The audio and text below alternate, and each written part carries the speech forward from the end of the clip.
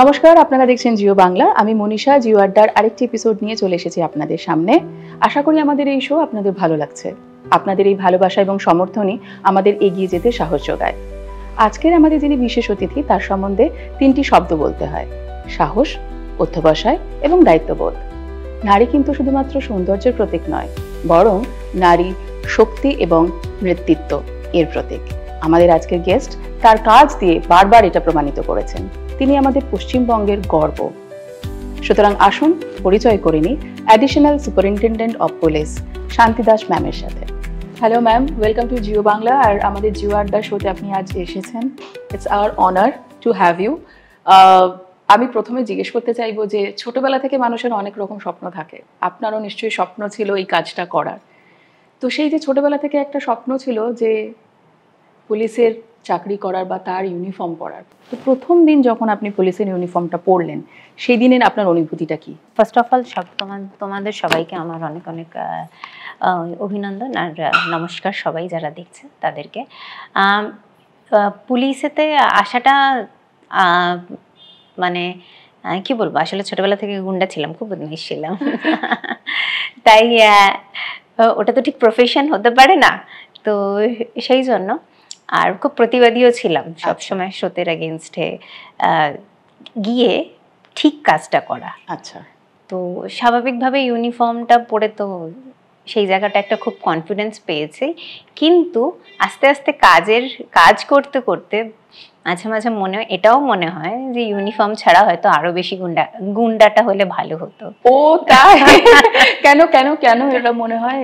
মানে ইউনিফর্ম পরলে কোনো কিছু অনেক বেশি কি ইউনিফর্মটার সাথে অনেক বেশি দায়িত্ব আসে যায়। হ্যাঁ, এবং দায়িত্বটা শুধুমাত্র মানে সমাজের জন্য এবং অনেক মানুষের প্রতি এসে যায়। তো এই দায়িত্বটা যে বেড়ে যায়, সেখানে অনেকটা কঠিন হয়ে যায় কিছু কিছু কাজ করা। সেই দায়িত্বটার জন্য অনেক ভেবে চিন্তে কাজ করতে হয়। আপনার কি মনে হয় ম্যাম, অনেক সুবিধা যেমন আছে ইউনিফর্ম পরার, আবার অনেক অসুবিধাও আছে ইউনিফর্মের, সেগুলো কি কি? ইউনিফর্ম পরার জন্য সুবিধাটাই সুবিধাটা বেশি এই কারণে, তার কারণ হচ্ছে যে মানুষ মানে অনেক কাছে যাওয়া যায় মানুষের। এটা মনে হয় না ম্যাম যে ইউনিফর্মের জন্য অনেক মানুষ হয়তো সাহস করে না আপনাদের কাছাকাছি আসতে? না, আমার মনে হয় মানুষ, পুলিশ অফিসারের যদি সেরকম অ্যাটিটিউড মানে সেই বডি ল্যাঙ্গুয়েজটা থাকে, তাহলে আমার মনে হয় ওরা তো হেল্পের জন্যই অ্যাকচুয়ালি হয়। অ্যাকচুয়ালি এটা কোথাও একটা আমাদেরই সমাজের তৈরি করা। এই যে বাচ্চাদেরকে মারা ছোটবেলায় কিছু দুষ্টুমি করলেই শিখিয়ে দেয়, এই যে পুলিশ কাকু ধরে নিয়ে যাবে। তো আসলে না, এই ভীতিটা কাটিয়ে আমার মনে হয় যদি এই দিকে যাওয়া হয় যে পুলিশ সবসময় তোমার সাহায্যের জন্য, কিন্তু এইটা কিন্তু অনেকটা চেঞ্জও হয়েছে। তার কারণ মানুষের যে কোনো প্রবলেম হোক, আমাদের ডিপার্টমেন্টের হোক, ডিপার্টমেন্টের বাইরে হোক, মানুষই কিন্তু এক্সপেক্টটা করে যে পুলিশই হেল্প করবে। এবং আমি দেখেছি নানান জায়গায়, মানে অ্যাড্রেস জিজ্ঞেস করাটা শুধু ট্রাফিক পুলিশের কাছে, সেটা তো একটা খুব কমন ব্যাপার রয়েছে। তাছাড়াও আমি দেখেছি এমন কিছু বিষয়ে আছে যেখানে মানুষই এক্সপেক্ট করে যে পুলিশের কাছ থেকেই হেল্পটা আমি পাবো। ছোটবেলা থেকে আপনি পড়াশোনা, খেলাধুলা এইসব নিয়ে বড় হয়েছেন, হঠাৎ কেন মনে হলো যে সিভিল সার্ভিসে জয়েন করব? না, এটা তো ছোটবেলা থেকেই, এটা একদম বাবার মাইন্ড, একদম বাচ্চাবেলা থেকে বাবাই শিখিয়েছে। মানে বাবার প্রেরণা এটা। বাবা বলেছিল যে আমি বলেছিলাম যে কি প্রফেশন করা উচিত বাবা, জিজ্ঞেস করেছিলাম। তো বললো তুমি যদি চাও, তুমি মানুষের জন্য করতে চাও, তাহলে সিভিল সার্ভিস জয়েন করতে পারো। এই বাবার এই একটা লাইনই আমাকে 8th ক্লাস থেকে যে দিয়েছিল, মানে বলে কানের মধ্যে ঢুকিয়ে দিয়েছিল, আমি আমার 8th ক্লাসের পর থেকে এই জিনিসটা মাথা থেকে কোনোদিনও বেরোয়নি। মানে এটা তো একটা বিশাল ব্যাপার, কারণ যেটা আবার আমরা ভাবছি সেটাতেই যে আমি পারবো এবং সেটাতে গিয়েই আমি এস্টাবলিশ করব, সেটাও তো খুব শক্ত। মানুষ তো অনেক কিছুই ভাবে যে আমি নিজেও হয়েছে, আমি অনেক ডাইভার্ট করেছি নিজেকে, ডাইভারশনে নিজেও গেছি। আমি নিজে প্রফেশনাল ইন্টেরিয়র ডিজাইনার। ও, আর হ্যাঁ, আচ্ছা, আমি তো শুনছিলাম যে আপনি বোধহয় ইন্স্যুরেন্সের কাজ করেছেন, সেখান থেকে এগুলো তো খুব আরামদায়ক কাজ ছিল, সেখান থেকে হঠাৎ করে এরকম একটা। না, ইন্স্যুরেন্সে গিয়েও প্রচুর ঝগড়া করেছি। এবার আমি না একদম সবার সামনে কেন ঝগড়া করেছি সেটা বলতে চাই না, তার কারণ কিন্তু জাস্ট একটা স্টেটমেন্ট বলতে চাই, সেখানেও ইন্স্যুরেন্সের যে বেসিক কনসেপ্টটা যে মানুষের পয়সা মানুষের কাজে লাগবে, সেই জায়গাটার থেকে যেখানে ব্যতিক্রম দেখেছি ঝগড়াটা কিন্তু আমি সেখানে করেছি। তার বাইরে প্রতিবাদ, ঠিক জায়গায় প্রতিবাদটা করে যেতে হবে, একদম করেছি। এইটা আপনি ফলো করেছি, প্রচুর তার জন্য প্রচুর সহ্যও করেছি, অনেক রকম থ্রেটনিংও পেয়েছি সিনিয়রদের থেকে, কিন্তু নিজের জায়গাটা ছাড়িনি। আচ্ছা, এই যে আপনি বললেন যে আপনি ইন্স্যুরেন্সে ছিলেন, আপনি আর্কিটেক্ট হিসেবে কাজ করেছেন, তো আর যদি কোনোভাবে এই অফিসার যদি না হতেন বা সিভিল সার্ভিস জয়েন না করতেন, তাহলে কি এই ধরনের কাজই কন্টিনিউ করতেন? আমাদের ওয়েস্ট বেঙ্গল সিভিল সার্ভিস আমি 3 বার দিয়েছি, আমি 3 বারই পেয়েছি। আচ্ছা। তা এবং পুলিশটা যদি বলা হয় তাহলে পুলিশটাই আমার টার্গেট ছিল। হ্যাঁ, আর বাকি সিভিল সার্ভিস জয়েন করে আরো অনেক ডিপার্টমেন্ট আছে। আমার বেসিক্যালি যে ইচ্ছেটা ছিল সেটা হচ্ছে ছোটবেলা থেকে কিছু করা, মানে এই মানুষের এই সোসাইটিতে, যেহেতু সোসাইটি আমাকে অনেক কিছু দিয়ে বড় করেছে, তাই এই সোসাইটির জন্য কিছু করা। এবং আমার বাবার একজন গুরুদেব ছিলেন, তিনি একটা লাইন শিখিয়েছিলেন, সেই যে লাইনটা প্রেয়ারের সময় আমি রীতিমতন আওড়াতাম, এবং আজও আমার জীবনের কোথাও একটা মূলে সেটাই রয়েছে। লাইনটা আমি অবশ্যই শেয়ার করতে চাইবো। সেটা হচ্ছে ওম জগন মঙ্গলোহম ভবামি। এবং এর সাথে সাথে বাবা শিখিয়েছিল বলতে হবে আমি জগতের মঙ্গলের জন্য তৈরি হচ্ছি, আমার মন শরীর আত্মা এই জগতের মঙ্গলের জন্য তৈরি হচ্ছে। তো কোথাও একটা এটা আমার জীবনের মোটো হয়ে গিয়েছিল। তো স্বাভাবিকভাবে আমি ইন্স্যুরেন্সেও যখন ছিলাম তখনও আমি যেটা করার চেষ্টা করেছি সেটা হয়েছে যে মানুষের সবসময় বড় বড় ক্লেম, বড় বড় ইন্স্যুরেন্সগুলো দেখতো, আমি দেখতাম ইউনিভার্সাল ইন্স্যুরেন্স বলে একটা ইন্স্যুরেন্স ছিল, 30 টাকা মাত্র তার প্রিমিয়াম ছিল। সেগুলো অটো রিক্সা, ভ্যান রিক্সা, সবজিওয়ালা। আর আমি আমার প্রথম জীবনের মানে ফার্স্ট পোস্টিং, যেখানে ইন্ডিপেন্ডেন্ট পোস্টিং আমি যখন পাই, সেটা আমি হুগলির একটি সাবারবান এরিয়াতেই ছিলাম। তো স্বাভাবিকভাবে বাজারের মধ্যে অফিস ছিল, তাই অনেক সবজিওয়ালা, সবজিওয়ালি, রিক্সাওয়ালা, ভ্যানওয়ালা ছিল, এবং তাদেরকে আমি তাদের অ্যাক্সিডেন্ট হওয়া, তাদের নানান প্রবলেমস আমি দেখেছি। তো তাদের যাতে সুবিধে হয় আমি সবসময় চেষ্টা করেছি সেটা করার, এবং এই জন্যই কিন্তু আমার ঝামেলাটা বেশি হতো, কারণ আমি কনসেন্ট্রেট করতাম এইসব কাজে, কিন্তু কোম্পানির টার্গেট ছিল, যদিও আমি সরকারি ইন্স্যুরেন্স কোম্পানিতে ছিলাম, তো তাও টার্গেটটা সবসময় মানুষের, অনেক জায়গায় হয় না যে প্রফেশনাল পার্সোনাল কিছু গেনের জন্য অনেক মানুষে থাকে, তো সেই জায়গায় এইগুলো ছিল। আমি দিনে এইগুলোর জন্য মিনিমাম 1300 করে সই করতাম, হয়তো 1 ঘন্টা 2 ঘন্টা লাস্টে আমার অফিস থেকে বেরোনোর, অফিস বন্ধ হয়ে যাওয়ার পরও সই করতে হতো, তার কারণে এই গরিব মানুষগুলোর ইন্স্যুরেন্সগুলো যাতে এরা সময় পেয়ে যায়, সেই জন্য আমি কিন্তু সেই সময়টা দিতাম। তার কারণ আমার উদ্দেশ্যই কিন্তু এখানে ছিল, যেখানেই থাকি মানুষের জন্য কিছু করতে হবে। এখান থেকে কি এই সিভিল সার্ভিসে যাওয়ার আরো বেশি ইচ্ছাটা জাগে যে এদের জন্য? ছোটবেলা থেকেই ছিল। ওটা তো বললাম যে ওটা তো বাবা একদম, আমার যখন 8 বছর 8 ক্লাসে পড়ি, আমার 12-13 বছর বয়স, তখন বাবা একদম বলে দিয়েছিল, আর সেটা আমি কোনোদিনও ভুলিনি আমার সারা জীবন।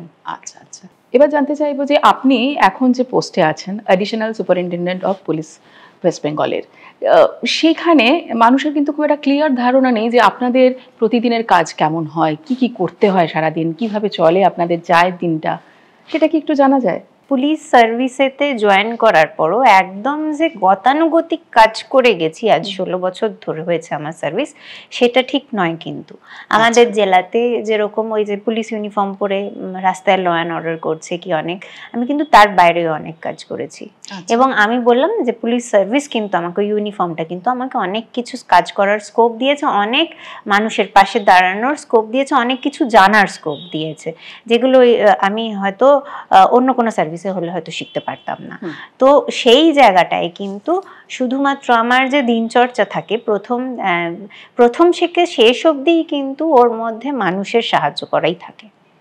আচ্ছা, তো সেই জন্য যেখানেই যাই, আমি হিউম্যান রাইটস কমিশনেও ছিলাম, সেখানেও প্রচুর সেই সুযোগ পেয়েছি। আমি সিআইডিতে ছিলাম, আমি সেখানে ক্রাইম ওয়ার্ক আমার খুব প্রিয়, খুব কাছের। আমি ক্রাইম ওয়ার্কের জন্যই অ্যাকচুয়ালি এই পুলিশ সার্ভিস জয়েন করেছি। তো আজও আমি চেষ্টা করি যে আমার ক্রাইম ওয়ার্কের সাথে সাথে বাকি যে কাজগুলো আছে, যেগুলো মানুষের পাশে দাঁড়িয়ে করা যায়, সেগুলো যাতে করা যেতে পারে। এই যে 16 বছরের কথা বললেন, এটা তো একটা অনেকটা বড় সময়। অনেক লম্বা। এই 16 বছরে এত রকমের কেসের মধ্যে দিয়ে আপনি গেছেন, অনেক রকমের মুহূর্ত তৈরি হয়েছে আপনার জীবনে। তো এরকম কোনো মুহূর্ত আছে যেটা মানে এখনো ভুলতে পারেননি, বা ভাবলেও একটা নাইটমেয়ার বা গায়ে কাঁটা দেয় এরকম টাইপের একটা কিছু? না, নাইটমেয়ার ঠিক বলবো না, কেন কি প্রত্যেকটা ইনসিডেন্ট, প্রত্যেকটি ঘটনাই একরকম আলাদা করে এক একটা আমাদেরকে এক্সপিরিয়েন্স দিয়েছে। প্রত্যেকটা কেস সলভ করাই নিজেদের মধ্যে একটা আলাদা করে সাকসেস, একটা আলাদা এক্সপিরিয়েন্স ওভারঅল।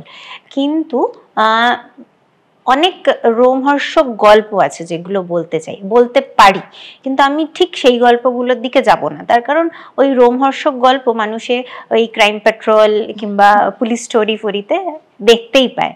আমি একটুখানি অফবিট বলি, যেটা মানুষে জানে না, মানুষের একটু নলেজের বাইরে। আমি যেটা একটু আগেই যেটা বললাম যে আমি ক্রাইম ওয়ার্ক করতে খুব ভালোবাসি, এবং এই ক্রাইম ওয়ার্ক করতে ভালোবাসার থেকেই একটা ছোট্ট ঘটনা আমাকে একটুখানি নাড়িয়েছিল, মানে পার্সোনাল লেভেলে। হয়তো এই ঘটনাগুলো মানুষকে খুব লার্জ স্কেলেতে, কিছু কিছু ঘটনা আছে না সমাজকে খুব লার্জ স্কেলেতে এফেক্ট করছে, এইগুলো সমাজকে অনেক লার্জ স্কেলে এফেক্ট না করলেও ছোট এক একটা পরিবারকে এফেক্ট করে। সেটা হচ্ছে আমাদের হাইওয়ে আর রেলওয়ে ক্রাইম। আচ্ছা, হ্যাঁ, এরকম ক্রাইম, এইখানে কিছু ক্রাইম হয়, এগুলো কিন্তু অর্গানাইজড ক্রাইম। আচ্ছা, এইখানে একটা, আজকে যদি লাখ লাখ ট্রাক চলছে, যদি আজকে একটা ট্রাক ভ্যানিশ করে যায় রাস্তা থেকে, তাহলে কি খুব বেশি আমাদের সোসাইটি এফেক্টেড হবে? হবে না। আজকে যেরকম বড় বড় মতো লোক তো জানতেও পারবো না, হ্যাঁ, জানার কথাও না, কিন্তু এরকম একটা ছোট্ট ঘটনাই আমাকে একটুখানি ইমোশনাল করে দিয়েছিল কোনো একটা জায়গায়। তার কারণ হচ্ছে যে আমার কাছে রিপোর্টেড হয় একবার, সরাসরি আমি অ্যাটাচড ছিলাম না ঘটনাটার সাথে, তখনও মানে নিইনি আমি কেসটা নিজের কাছে। পরবর্তীকালে আমি নিয়েছি ইনভেস্টিগেশনটা আমার সিনিয়রকে বলে, কিন্তু প্রথম যখন আমার কাছে রিপোর্টেড হয়, দুটো থানায় একটা কেস রিপোর্টেড হয়, একটা বেলঘরিয়াতে আর একটা বালিতে। তো দুটোর যে ইন্টারকানেক্টেড এটা বুঝতে পারি 2 দিন পরে। আচ্ছা, হ্যাঁ, একটি মানুষকে খুঁজে পাওয়া যাচ্ছে না, তার ছেলে এসেই আমার কাছে সেটা রিপোর্ট করে, কমপ্লেনটা করে, বলে যে ম্যাডাম হেল্প করুন। ওকে কেউ একটা বলেছে যে ম্যাডামের কাছে যাও, ম্যাডাম হেল্প করবে। এই দুটো আমার মানে আসার কথাই না, কিন্তু ওনার যে ভদ্রলোক মিসিং, তার ছেলে আমার কাছে এসে রিপোর্ট করে, এবং জানতে পারি যে সে আসাম থেকে ডিব্রুগড় এলাকা থেকে বেরিয়ে আমাদের রায়গঞ্জ ক্রস করে তার হাওড়াতে এসে মালটা ডেলিভার করার কথা আছে, কিন্তু ভ্যানিশ হয়ে যায়। আমি হাইওয়ে ক্রাইমটা যেহেতু আমার কাছে ছিল যখন আমি সিআইডিতে ছিলাম, তো সেই জন্য আমার একটা মানে ইনফরমেশন চেইন সিস্টেম ছিল, যেখানে অনেক ট্রান্সপোর্টাররা আমাকে হেল্প করতো, এবং ট্রান্সপোর্টারদের সাথে ওয়েল কানেক্টেড থাকে। কোন গাড়ি কোথায় গেছে, যদি সেগুলো টাওয়ার লোকেশনও না পাওয়া যায়, জিপিএস সিস্টেম নাও থাকে, কিন্তু তাদের লাস্ট লোকেশন কিছু না কিছুভাবে পাওয়া যায়, এবং এই ট্রান্সপোর্টারদের কানেকশনের থ্রুই পাওয়া যায়। এরকমভাবে আমি লোকটার যে ভ্যানিশ হয়ে গেছে গাড়ি শুদ্ধ, তার লোকেশন, লাস্ট লোকেশন ট্রেস করি। কিন্তু এই যে লোকেশনটা যেহেতু ম্যানুয়ালি ট্রেস করতে হয়, টেকনিক্যালি এখানে কোনো হেল্প পাওয়া যায় না, এটা করতে করতে আমার 2 দিন দেরি হয়ে যায়। আচ্ছা, এই 2 দিন দেরি হওয়াতে মানুষটাকে আর জ্যান্ত পাইনি। মানুষটার ডেড বডি রিকভার হয় শ্রীরামপুরের একটি ভাগাড় থেকে। এইটা এখনো বলছি, এখনো আমার গুজবাম্পস আসছে। তার কারণ আমার খুব খারাপ লেগেছিল যে আমি জানলাম 2 দিন হয়ে গেল, আজকে 2 দিন আগে যদি আমি এই কাজটা করতে পারতাম, তাহলে তো আজকে মানুষটা বেঁচে থাকতো। তো এই জায়গাটা আমাকে একটুখানি মানে কষ্ট দিয়েছিল। তারপরেই আমি আরো ভালো করে কাজ করি, এবং ওই গ্যাংগুলোকে নিয়ে কাজ করি, গ্যাংগুলো ডিটেক্ট করি, ডেটাবেসও তৈরি করি। এমনকি শুধু এই জিনিসটা হাইওয়েতে হয় না, এটা রেলওয়েতেও হয়। মানুষ ভ্যানিশ হয়ে যায়, তাদেরকে মিসিং বলে শুধু আমরা ছেড়ে দিই, কিন্তু তাদেরকে খুঁজে পাওয়া যায় না, কিন্তু তারা এরকম অর্গানাইজড কিছু ক্রাইমের শিকার হয়। এটা মানে একদম নতুন কিছু শুনলাম আমরা আজকে প্রথম, যে একটা মানুষ বা একটা ট্রাক হঠাৎ করে ভ্যানিশ হয়ে যাচ্ছে। হ্যাঁ, সেটা আসলে হয় চুরির জন্যই, চুরির জন্য দেখা যাবে যে ক্রাইম মানে কিছু করছে না, কিন্তু মানুষ যাকে গায়েব করা হচ্ছে সে তো রেজিস্ট করবেই। সেইটার জন্য এই চুরিটা থেকে কিন্তু একটা মার্ডারও হয়ে যাচ্ছে, এবং একটা মার্ডার মানে একটি পরিবার এফেক্টেড পুরোপুরি। হ্যাঁ, এবং একটি পরিবার এফেক্ট হচ্ছে, সেইগুলো এতটাই বিচ্ছিন্ন ঘটনা যে হয়তো পুরো সমাজটা এফেক্টেড হচ্ছে না বড় লার্জ স্কেলেতে, কিন্তু একটা পরিবার এফেক্টেড হওয়াটাও তো অনেক বড় ব্যাপার। নিশ্চয়ই, এমনও তো হতে পারে যে সে একমাত্র আর্নিং পারসন, তাহলে পুরো পরিবারটাই তো ভেসে গেল। এই যে এত রকমের কাজ, এত দায়িত্ব, কিন্তু তার সাথে তো একটা ফ্যামিলির দায়িত্ব থেকে যায় সমস্ত মানুষের। তো এরকম তো অনেক সময় ডিউটি কল, এমার্জেন্সি কল এমন সময় এলো যেখানে পরিবারে একটা বিশেষ অনুষ্ঠান চলছে বা কোনো এমার্জেন্সি ফ্যামিলিতেও আছে, আপনাকে খুব দরকার ফ্যামিলি মেম্বারদের, কিন্তু আপনাকে আপনার ডিউটি কল পূরণ করতে বেরিয়ে যেতে হচ্ছে। তোমাকে দুটো জিনিস সে এটা ডিভাইড করি তোমার প্রশ্নের উত্তরটা, সেটা হচ্ছে একটা বলেছো উৎসবে, আর একটা হচ্ছে সমস্যাতে পাশে পাওয়া। তো প্রথম যেটা দিয়ে শুরু করতে চাই আমি, সেটা হচ্ছে এই দুটোরই বাইরে 1 নম্বর আমার পরিবার খুব সাপোর্টিভ। আমি মা বাবার একটিমাত্র মহিলা, এবং আমার বাবার, যেটা আমি বলেছি যে বাবাই আমাকে আজকে এই অ্যাম্বিশনটা দিয়েছিল জীবনে যে তুমি এটা করতে পারো, এবং সে কিন্তু বাধ্য করেনি, বলেছিল তোমার যদি ইচ্ছা হয় তুমি করতে পারো। তো সাপোর্টটা কিন্তু এই লেভেলের পেয়েছিলাম। এবং বাবা আরেকটা জিনিসের সাথে সাথে বলে দিয়েছিল, সেটা হচ্ছিল যে তোমার কিছু করার জন্য তোমাকে ফুল ইন্ডিপেন্ডেন্স আমি তোমার জীবনে দিলাম, আমি তোমার কোনো কাজে কোনোদিনও ইন্টারফেয়ার করব না, এবং আমি এই বিশ্বাসটা রেখেই তোমাকে আজকে সব জায়গায় যেতে দিচ্ছি, সবকিছু করতে দিচ্ছি, যে তুমি আমার বিশ্বাস কোনোদিনও ভাঙবে না। আমি আশা করি আজকে আমি আজ অবধি আমি আমার বাবার বিশ্বাসটা রাখতে পেরেছি, ভাঙিনি। এবং দ্বিতীয় যে জিনিস হচ্ছে, আমার জীবনের যদি সত্যি কোনো অনুপ্রেরণা হয়ে থাকে সেটা আমার মা। তার কারণ হচ্ছে আমার মা একটি প্রচন্ড বিকশিত ডেভেলপড চিন্তাধারার মহিলা, এবং আজকে যদি মা না থাকতো হয়তো আমার এত কিছু এগিয়ে আসা ভাবনা হয়তো এতটা করে উঠতে পারতাম না। তার মানে কি, পরিবার আমার খুব সাপোর্টিভ। তাই সেই জন্য যে যেখানেই যাই, ডিউটিতে থাকি, যাই করি, তার মানে বোঝাই যাচ্ছে। এবং আমার যে লাইফ পার্টনার সেও খুব সাপোর্টিভ। তো স্বাভাবিকভাবে সেই জায়গাটায় আমার কোনো সমস্যা নেই। এবার আসছি যে মা বাবা কিন্তু বয়স্ক, তারা কিন্তু অসুস্থ, মা বেডরিডেন। আচ্ছা। এবং সেটা ফর লাস্ট 11 ইয়ার্স। তো স্বাভাবিকভাবে যখন আমি এরকম একটা কাজেতে, এরকম একটা সার্ভিস জয়েন করেছি যেখানে আমার যে কোনো টাইমে অন কল আমাকে থাকতে হয়, তো স্বাভাবিকভাবে মহিলারা খুব ভালো ম্যানেজার হয় না, তো সেই হিসেবে আমি কিন্তু সে তার থেকে বাইরে নেই। তা আমার কিন্তু মোটামুটি ম্যানেজ করা আছে যে আমি না থাকলেও যদি আজকে মেডিকেল এমার্জেন্সিটাই তো মেন, যদি আজকে মেডিকেল এমার্জেন্সি হয়, এই সমাজে অনেক মানুষ আছে আমাকে এতটাই সাপোর্ট করে যে আমার না সই লাগবে, না ফিজিক্যাল প্রেজেন্স লাগবে, না টাকা পয়সা লাগবে, আমার মা বাবা কিন্তু প্রপার ট্রিটমেন্টটা পাবে। তাহলে একটা প্রবলেম সলভ। আর দ্বিতীয় জায়গাটা হচ্ছে উৎসব। এবার উৎসবটা হচ্ছে সবার সাথে তুমি ভালো করে কাটাচ্ছ, তাই তো?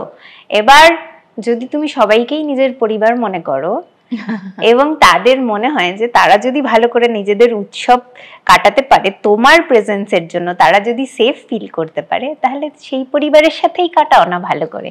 আমি কিন্তু সেটাই করেছি, এবং যেখানে গেছি তাদেরকেই নিজের পরিবার বানিয়েছি।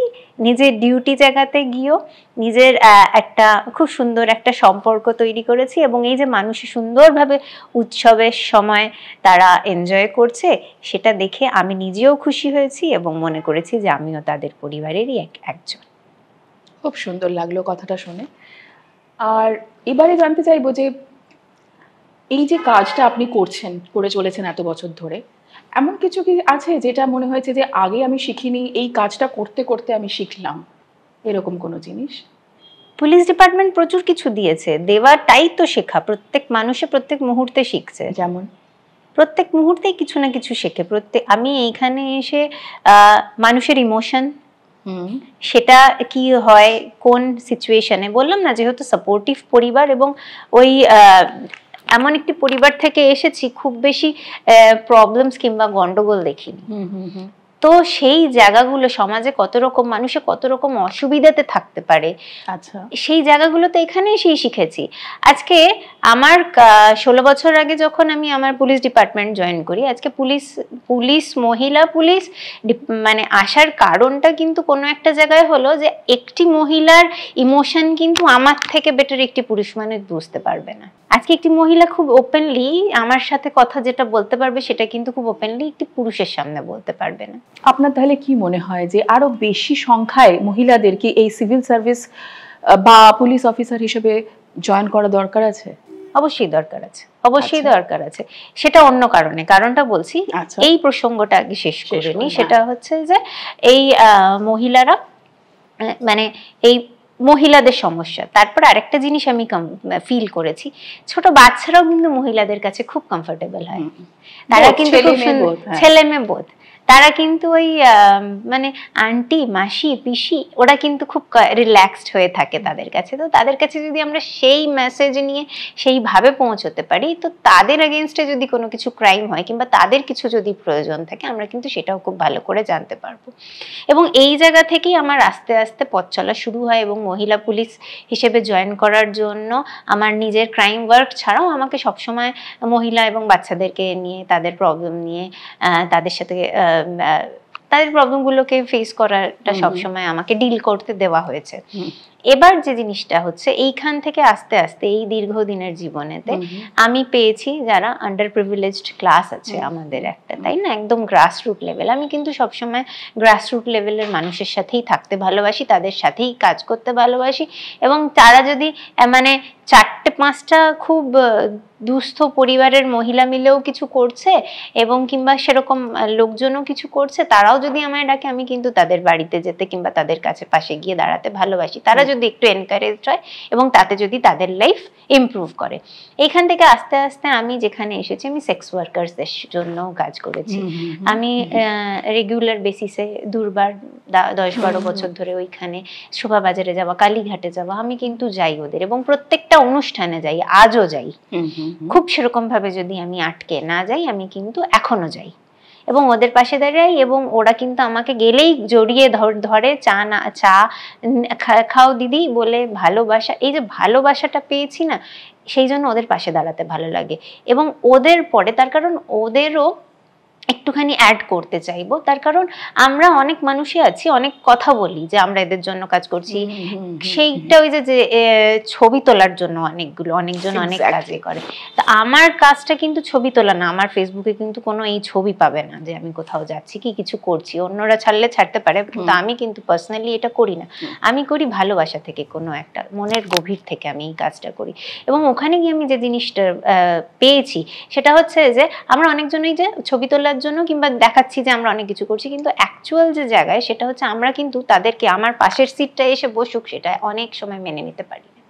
খুব সত্যি কথা, অত সোজা নয়, অত সোজা নয়। হ্যাঁ, তা আমার বাচ্চা একটা স্কুলে নাচ শিখতে যাচ্ছে, সেখানে যদি কোনো ওদের বাচ্চারা আসে, তখন আমি সেখানে দেখেছি টিচারকে ভয় দেখাতে যে আমাদের বাচ্চারা আসবে না, তোমরা যদি ওকে আনো। সেখানে টিচার বাধ্য হয়েছে যে তাদের বাচ্চাদেরকে বলবে যে তোমরা আর কাল থেকে এসো না। এইগুলো কিন্তু ক্রিয়েট করতে বাধ্য হয়েছে। হ্যাঁ, এইটা কিন্তু আমি নিজে চোখে দেখেছি, এইটা কিন্তু ওদের এক্সপিরিয়েন্স। আজকে এইটাই তো আমার শেখা, এইগুলো তো শিখেছি, এগুলো তো জেনেছি। এইটা তো আজকে অন্য সার্ভিস কিংবা অন্য কোনো জায়গায় থাকলে এইটা তো জানতে পারতাম না। তারপর আমি যেটা বলতে চাই সেটা হচ্ছে, আমি এলজিবিটি কমিউনিটির সাথেও আস্তে আস্তে কাজ করা শিখেছি। এলজিবিটি কমিউনিটির যে কনসেপ্ট, আমি হয়তো নর্মাল সমাজে থাকলে ওদেরকে আমিও সেই খারাপ চোখেই দেখতাম কিংবা অন্য একটা অ্যাঙ্গেলে দেখতাম, কিন্তু এখন কিন্তু ওদের কাছে থেকে আমি কিন্তু ওদেরও নিজের লোক হয়ে গেছি। ওরাও কিন্তু আমাকে নিজের কাছে ভাবে, নিজের প্রবলেমসগুলো বলতে পারে, ওদের অনুষ্ঠানেতে ডাকে আমাকে এবং এক্সপেক্ট করে যে আমি ওদের প্রবলেমগুলো, ওদেরও অনেক ডিফারেন্ট টাইপের প্রবলেম আছে যেগুলো আমরা কিন্তু বুঝবো না। তো এইটাও তো শেখা আমার, প্রত্যেক মুহূর্ত প্রত্যেক দিন শিখছি আমি। এই যে আজকে তোমার সাথে এখানে বসে আছি, কোন অ্যাঙ্গেলে বসবো ক্যামেরাতে সেটাও তো শিখলাম। সত্যি এটা একদম। তাহলে প্রত্যেক মুহূর্তেই কিন্তু আমরা কিছু না কিছু শিখতে পারি। এবং আমার মনে হয় এই ইউনিফর্মের যে চাকরিটা, এটা জীবনে অনেক কিছু দিয়েছে আমাকে, এবং আমাকে যা দিয়েছে আমি সত্যি তার জন্য খুব কৃতজ্ঞ। আমি ঈশ্বরের কাছে কৃতজ্ঞ, আমি আমার মা বাবার কাছে কৃতজ্ঞ, আমি আমার ডিপার্টমেন্টের কাছে কৃতজ্ঞ। তাহলে আপনার কি মনে হয় যে আরো বেশি মেয়েদের কি সিভিল সার্ভিস জয়েন করা উচিত? আমার মনে হয় প্রত্যেকটা মানুষেরই সে যে কাজটা খুব প্যাশনেটলি মন থেকে করতে চায় সেই সার্ভিসটা জয়েন করা উচিত। আচ্ছা। এবং অনেকজন রয়েছে যারা পুলিশ সার্ভিসটাকে হয়তো অন্য অ্যাঙ্গেলে দেখে। এখানে অনেক কঠিন এই সার্ভিসটা আসার পর অনেক কঠিন পরিস্থিতির মানে ফেস করতেই হয়। তো স্বাভাবিকভাবে যদি সেই কঠিন পরিস্থিতি ফেস করতে পারে সে এবং ইচ্ছা থাকে এবং সেটা যদি খুব মন থেকে করে, তাহলে আমার মনে হয় অবশ্যই আসা উচিত। আর অনেকজন আছে যারা মুখে শুধু চাকরি পাওয়ার জন্যই বলে যে আমি এইটা করব, করে দেবো, আমি ওইটা করে দেবো, তারপরে চাকরিতে আসার পরই মনে হয় যে একটু যদি সুখের চাকরিটা হতো, একটু যদি বাড়ির পাশে হতো, একটু বাড়ির ভাত খেয়ে যদি ঘুমোতে পারতাম, আর যদি একটু 9টা-5টা ডিউটি হতো। আমার মনে হয় যদি সত্যি এরকম মানসিকতা নিয়ে শুধু উপরে উপরে দেখানোর ব্যাপার থাকে তাহলে জয়েন না করা উচিত। এখনকার সময় আমার মনে হয় সাইবার ক্রাইম এবং ড্রাগস দুটো সবচেয়ে বড় চলন্ত সমস্যা। আপনার কি মনে হয় কোনটা বেশি ডেঞ্জারাস? সমস্যা দুটোই সমাজকে এফেক্ট করে। সাইবার ক্রাইমটা আমরা আজকাল বুঝতে পারছি, সাইবার ক্রাইম আর ড্রাগস যদি বলি তাহলে একটা তফাৎ আছে তার মধ্যে। সাইবার ক্রাইমটা হচ্ছে আমার আগেনস্টে যে ক্রাইম করছে তাকে আমি চিনি না, জানি না, দেখতে পাচ্ছি না, কিন্তু ড্রাগসটাতে আমি স্বইচ্ছাতেই সেই দিকে যাচ্ছি এবং এগোচ্ছি, আমি সেটাকে কনজিউম করছি এটা জানা সত্ত্বেও যে সেটা আমার শরীরের পক্ষে খারাপ, ক্ষতিকর। আমার মনে হয় সাইবার ক্রাইমটা অনেক সময় আমরা ভুলবশত করে ফেলি, কিন্তু ড্রাগস অ্যাডিকশনটা কিন্তু আমরা সঙ্গদোষে করি কিংবা স্বইচ্ছাতে করি। আর একটা মানুষ যদি না চায় যে আমি ড্রাগস কিংবা কোনো মেডিকেশন করব না কিংবা কোনো অ্যাডিকশনে যাব না, আমার মনে হয় যে তাকে সেটার দিকে কিন্তু ঠেলে দেওয়াও যায় না এবং সে কিন্তু নিজে কিছু করতেই পারে না।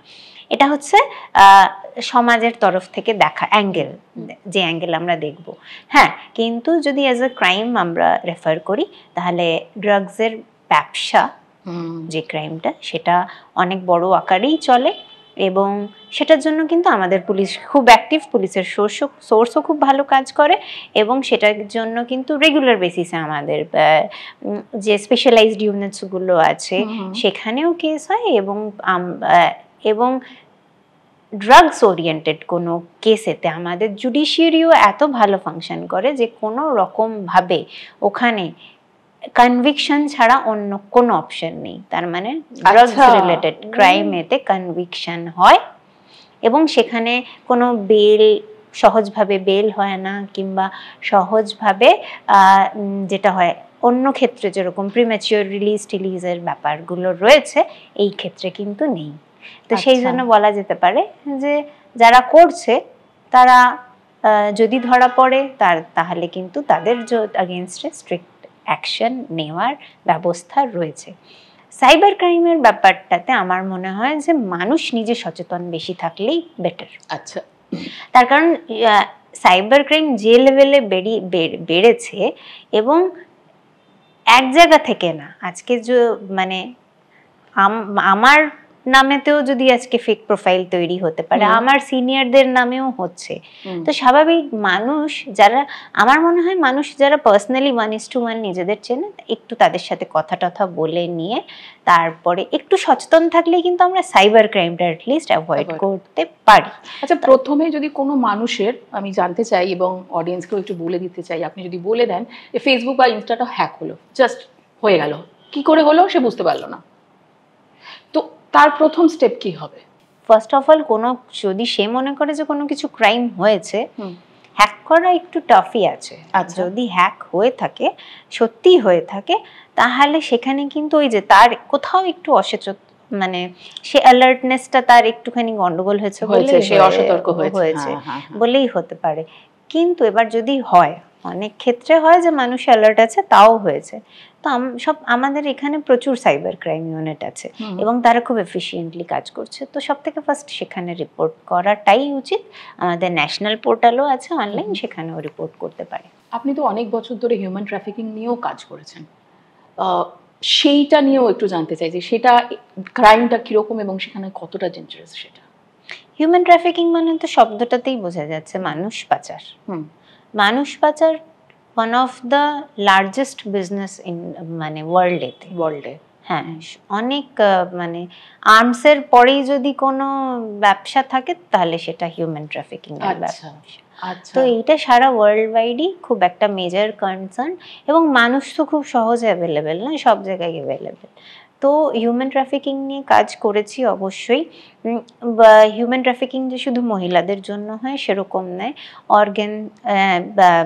অর্গানস বিক্রি করার জন্যও হতে পারে। এবার যে জিনিসটা বলছি, আমাদের দেশে অর্গানসের জন্য ট্রাফিকিংটা খুব বেশি সেরকমভাবে নেই, কিন্তু মহিলা পাচারটা প্রচুর রয়েছে।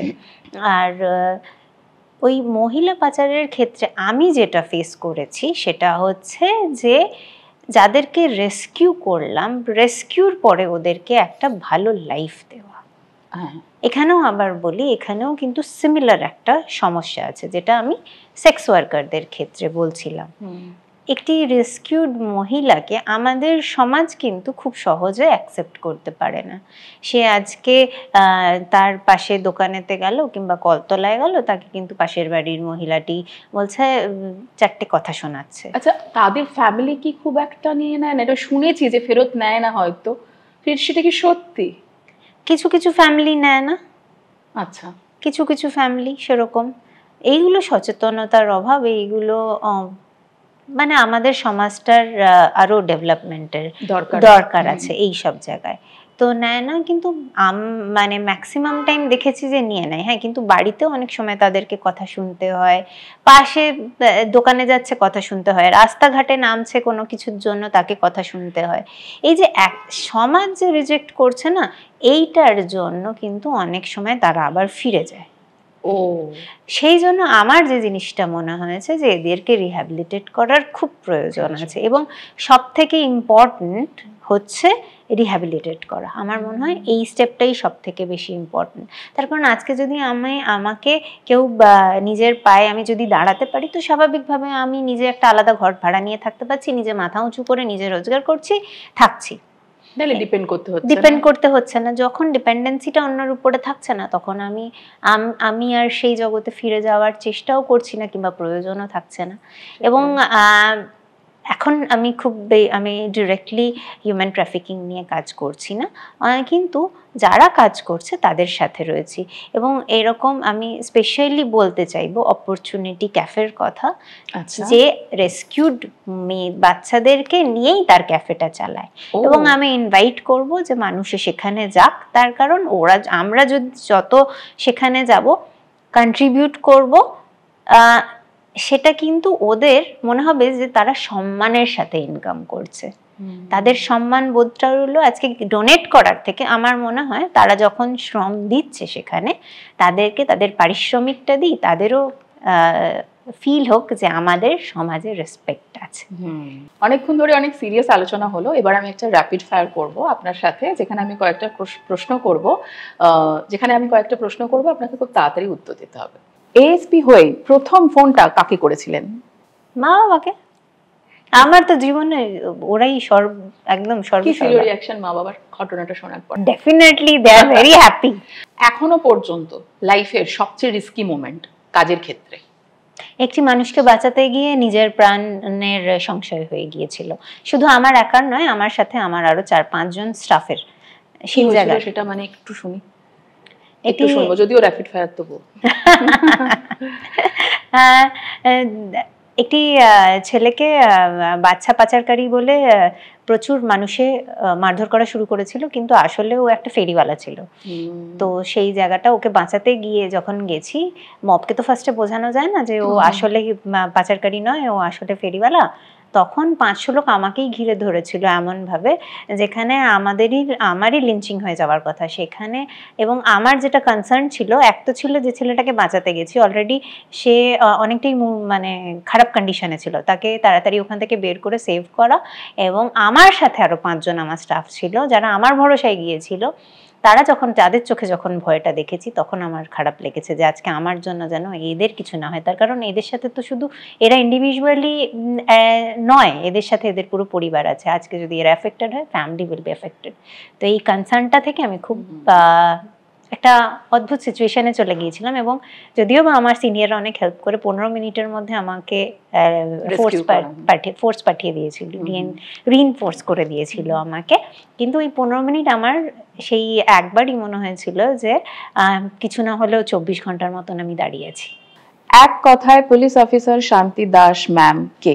একটি মানুষ হওয়ার চেষ্টা করেছি, যদি হতে পারি তাহলে সেই। ডিউটিতে থাকাকালীন একটা মজার ঘটনা? আমি ডিউটিটাই করি মজা করে, আমার জীবনটাই মজা। আচ্ছা, খুব সত্যি কথা, একদম শুনেও মনে হচ্ছে যে কথা শুনে। ব্যাচ, মেডেল এবং ফ্যামিলি, আপনার কাছে কোনটা সবচেয়ে বেশি ইম্পর্টেন্ট? ফ্যামিলি না থাকলে বাকি কোনো কিছুই থাকবে না। নিশ্চয়ই। ফ্যামিলি সাপোর্ট থাকলে ডিউটি থাকবে, ডিউটিটা করাও ফ্যামিলির জন্য, ফ্যামিলিকে দেখে রাখার জন্য। আর ফ্যামিলি সাপোর্ট থাকলে আরো ভালো করে কাজ করা যাবে, সেটাই আমি আমার জীবনে শিখেছি এবং আমার মা বাবা সারা জীবন সেটাই করে গেছে, আমার ফ্যামিলিও সেটাই করে গেছে। যদি কখনো সিনেমা হয় তাহলে আপনার চরিত্রে কোন অভিনেত্রীকে অভিনয় করতে দেখতে চাইবেন? নিজেকেই। বাহ, এইটা দারুণ। তো আমাদের র্যাপিড ফায়ারটা মানে বেশ মজাই লাগলো আমার শুনে, কারণ উনি খুব মজা করে কোয়েশ্চেনের উত্তরগুলো দিয়েছেন, যতই সিরিয়াস কাজ হোক। অনেক বছরের আপনার কাজের জার্নি যেটা, সেটা কিন্তু আমরা সবসময় শুনে থাকি যে পুলিশ অলওয়েজ সাধারণ মানুষকে হেল্প করে থাকে, নাগরিকদের হেল্প করাই তাদের কাজ। কিন্তু এরকম কোনো ঘটনা কখনো আপনার জীবনে হয়েছে যে একজন সাধারণ নাগরিক যে একটা আপনাদের হেল্প করে গেছে, সেটা এখন আপনার মনে রয়ে গেছে? আমার জীবনে যতজনই এসেছে প্রত্যেকজনই হেল্প করেছে, সাধারণ কেউই হয় না, সবাই অসাধারণ হয়। আর এটা খুব ভুল ধারণা। আজকে যদি পুলিশও সাকসেসফুলি কাজ করতে চায়, একটি মানুষের হেল্প ছাড়া পারবে না করতে। সেটা ক্রাইম ডিটেকশনের ক্ষেত্রে হোক, সেটা ল অ্যান্ড অর্ডারের ক্ষেত্রে হোক, প্রত্যেকটা জায়গায় কিন্তু সাধারণ মানুষেরই সাপোর্ট দরকার পুলিশের সাকসেসফুলি কাজ করার জন্য।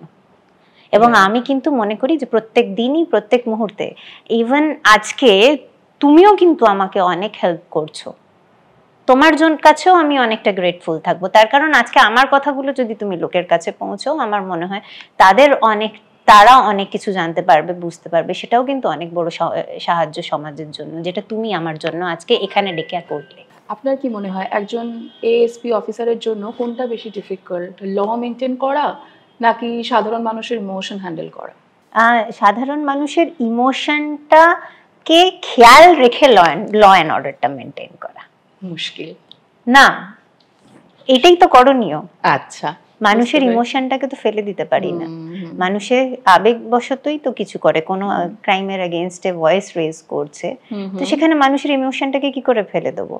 কিন্তু ল অ্যান্ড অর্ডারটাও মেনটেন করতে হবে। তার কারণ মানুষের ইমোশনটাকে ইউজ করে অন্য দুষ্কৃতিও তোর মধ্যে ঢুকে প্রবলেম ক্রিয়েট করতে পারে। তাই মানুষের ইমোশনটাকে সেফগার্ড করে ল অ্যান্ড অর্ডারটা মেনটেন করা ইজ ভেরি ইম্পর্টেন্ট। সত্যি কথা, মানে আপনি প্রথম থেকে শেষ পর্যন্ত শুধু সাধারণ মানুষের হয়ে কথা বলে যাচ্ছেন, আমি সেটা অদ্ভুতভাবে দেখছি। খুব ভালো লাগলো শুনে। এবার জানতে চাইবো যে একজন ক্রিমিনাল যখন সামনে দাঁড়ায় এবং তাকে ফেস করা হয় বিভিন্নভাবে, নিজেকে কিভাবে শান্ত রাখেন? খুব ইন্টারেস্টিং কোয়েশ্চেন। আচ্ছা, কেন কি এই লাস্ট 4 মাস ধরে আমি শুধু কিন্তু মানে ইনমেটসদের সাথেই থাকি যারা কারেকশনাল হোমেতে রয়েছে। মানুষে যাদেরকে ক্রিমিনাল বলে, আমার তাদেরকে আর ক্রিমিনাল বলতে ভালো লাগে না। কিন্তু একটা সময় ছিল যখন অনেক ক্রিমিনাল আছে যাদেরকে ধরে ধরে কারেকশনাল হোমে পাঠিয়েছি। কিন্তু আজকের দিনে দাঁড়িয়ে তারা যখন আমার সামনে দাঁড়ায় এসে, এটা একটা আলাদা অনুভূতি আমার জন্য। এটা ওভারঅল একটা ডিফারেন্ট এক্সপিরিয়েন্স। আর আমি থ্যাঙ্কফুল আমার সিনিয়রদের কাছে যে আমাকে এই অপরচুনিটিটা দিয়েছে, আমার এই ইচ্ছেটাকে পূর্ণ করেছে যে আমি যাদের অ্যারেস্ট করেছি তাদের জন্য যেন কাজ করতে পারি। এবার একটুখানি অ্যাড করে দিই কেন আমি ওদের জন্য কাজ করতে চাই। তার কারণ হয়েছে, সিমিলারলি একটু আগেই সেক্স ওয়ার্কার্সদের নিয়ে বলছিলাম যে আমরা অনেক বড় বড় কথা বলি, ছবি তুলতে চাই, দেখাই অনেক কিছু করছি, কিন্তু ওই পাশের সিটটা দিতে পারি না। সিমিলারলি যারা জেলে আজকে, যারা কারেকশনাল হোমেতে রয়েছে, বন্দি রয়েছে, তারা হয়তো একটা হিট অফ দ্য মোমেন্টে ভুল করে ফেলেছে। তারা তো বর্ন ক্রিমিনাল নয়, কেউই জন্ম থেকে ক্রিমিনাল হয়ে জন্মায় না। কারেকশনাল হোম নামটাও সেই জন্যই হয়েছে যাতে তাদের কারেকশন করা যেতে পারে। তো যখন তাদের কারেকশনাল হোমেতে কারেকশন করার জন্যই রাখা হয়েছে, তো আমার মনে হয় সমাজের উচিত যে তাদের পরিবারটাকে না শাস্তি দেওয়া। তারা তো শাস্তি পাচ্ছেই বন্দী হয়ে, তাদের তাদের পরিবারটাকে কেন শাস্তি দেবো? সেটাই, তাদের পরিবারটাকে অ্যাকসেপ্ট করা উচিত। তাদের পরিবার যাতে কোনো রকম অসুবিধা না, তাদের বাচ্চারা যাতে প্রপার শিক্ষা পায়, তাদের বাচ্চাদের যাতে স্কুলেতে না শুনতে হয় যে ওর বাবা তো চোর, ওর বাবা তো জেলে আছে, কিংবা ওর বাবা তো ক্রিমিনাল, কিংবা ওর মা তো এই করেছে, ওর তো মা বাবা কেউই নেই। ওর মা, এমনও কিছু পরিবার আছে যেখানে বাচ্চাদের মা বাবা দুজনেই জেলেতে, কারেকশনাল হোমেতে রয়েছে।